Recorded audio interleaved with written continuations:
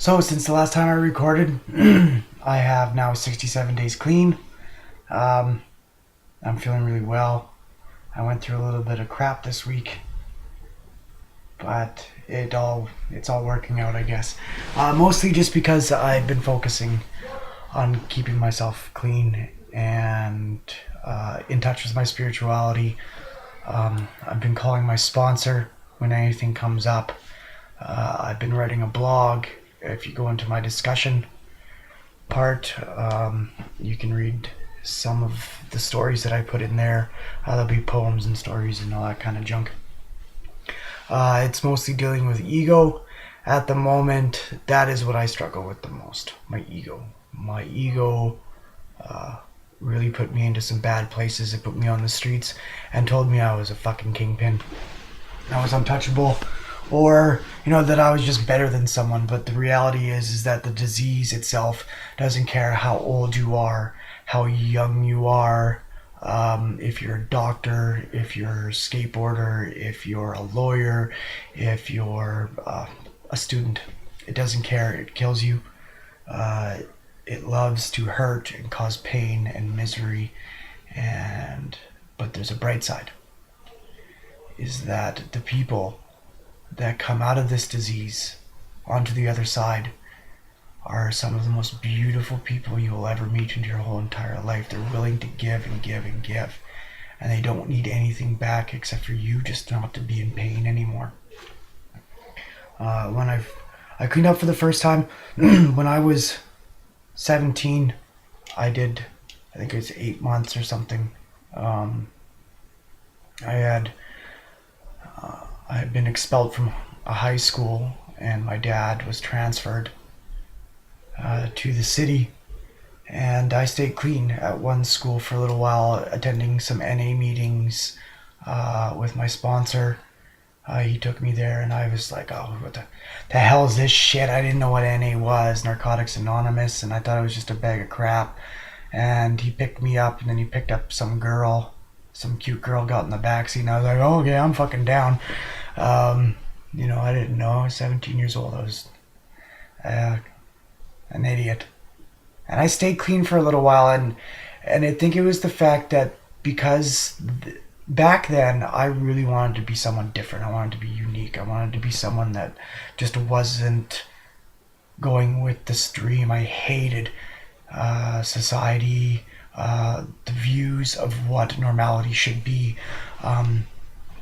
American traditional values, the wife stays at home and the dad goes out and works, and kids are seen but not heard, and and all that shit. And I fucking despised it. I didn't agree with the capitalist way. I wanted to do something different, so I got a kilt and listened to Marilyn Manson, and I had a mohawk or dreaded my hair, and whatever I could to present myself on the outside as someone different. But on the inside, I was a very loving and caring person. I was a camp counselor. I was in Air Cadets and got a most proficient instructor award. I had Even though in elementary school I was beat up because I was different, a police officer's kid, and had red hair and freckles, and I was little and they beat me up. Even all that, I came through into high school and kind of found my own way, and people respected me for it. So when I got into recovery, it was something new again, something new that other people weren't doing, and I could be the only one that was doing it, and I really enjoyed it. But the disease kicked in because I thought I had it, and it grabbed me.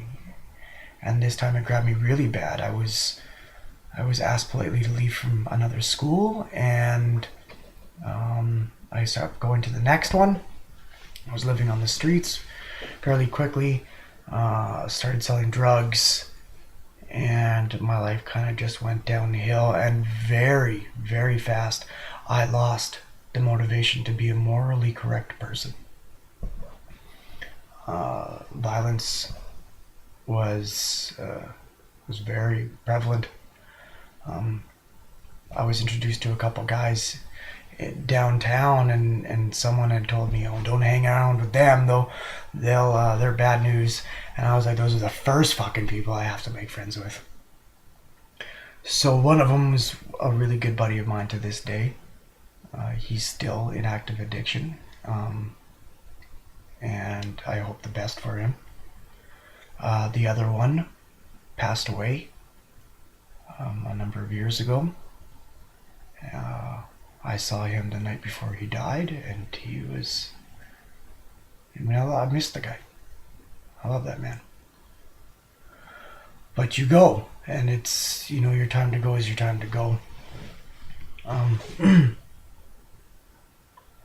So I'm. That's my train of thought. But anyway, I can go a little bit off topic there, and that's not the way I wanted to go.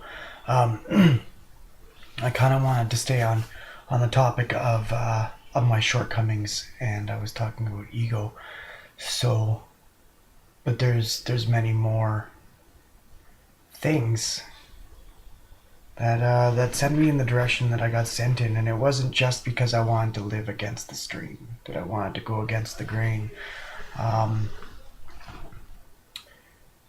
There's a lot of anger and frustration that really guided me in the wrong directions. Like I was saying, I hated the capitalist regime that is our country and is the American country, and I let that teenage angst turn me into an anarchist, so to speak. I'll burn down the fucking system and do whatever you can to go against it.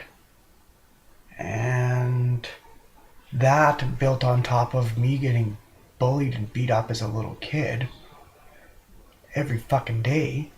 I had a lot of anger built up. And the only way that I felt that I could stay cool was through my drug abuse. I mean, like I had tried it in high school, and it worked in high school, but on the streets, no one respects a sober person, or that I saw anyway. So it went all to shit. My sponsor ended up dying, and I didn't make it back for a very long time.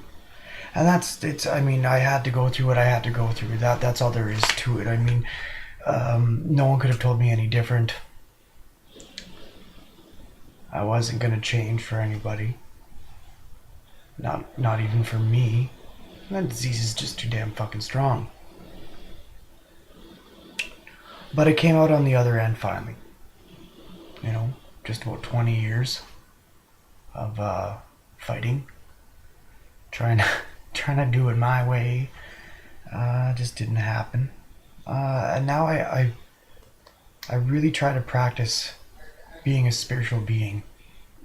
And what I mean by that is, I don't believe God. I'm not a Christian, although I used to be. I wanted to be a priest at one point. I was. Wow. Other stories for other days. Anyway, I'm really enveloping myself into Buddhism, Zen Buddhism to be more specific. And there's different ways you can look at that, and I'm not going to go into my belief structure at the moment. And but what I will get into is more or less what I do from a day-to-day. As a day-to-day practice to keep myself centered and in check, so I can deal with things on the outside, so I don't go back and crave drugs and crave alcohol like I did. Every night before bed, I meditate, and I do a guided meditation. There's lots of them on YouTube, just to clear my head and to keep myself non-attached from my feelings and my thoughts, because there's a lot of the time my feelings and thoughts become one. Well, when you get an image in your brain, you normal people don't need to have the thought of sadness attached just to that image. I mean, it can be separated, right? But as an addict, I have every image, every thought is connected to an emotion, and then that emotion takes over, and then I'm fucked. I get stuck in my damn head, and it's go time for the disease to go. Oh, you know what? You can always push it down. Just go fucking use. So I meditate, and I keep myself centered that way. And by meditating, I through a mindful practice, where when you meditate, you breathe in and you focus just on your breath and you breathe out, and you just focus solely on that, and that keeps you in the moment. It keeps you regulated right to the here and the now, and that's where you need to be, so that when you make that next step into the future, you're not making that step towards the liquor store or to the drug house, because that is where our instincts will take us, straight to those places. If you're not mindful of where you are stepping right at this moment, you'll end up there. You didn't even know you were going there, but you ended up there. You get a paycheck, you cash it, you're at the bar. I mean, that's how it happened. That's how it used to happen. It can't happen like that anymore. So I meditate. That also brings patience, because it's very uncomfortable to sit on the floor for an hour and to go through that uncomfortability, to not jump up and be like, fuck this. I'm working on my patience. And if you can be patient with yourself and trying to gain mindfulness, then you can be patient with anybody. Because we are our own worst enemy, and the shit that goes on through our heads is worse than anybody could do to us on the street. So if you can be patient with your own mind and your own physical hurt and uncomfortability, then you can be patient with everybody out there. I'll leave you with that. Thanks for listening again, watching. Check out my discussion forum and ask me questions. Ask me lots of questions. I'm kind of fucking winging it here. I really don't know what I'm going to say before I say it. I just blabber, and it helps me get shit off my chest. So ask me a question, keep me focused. If you want to know anything, I'd be more than happy to ask, and I will answer honestly. Thank you. Good night.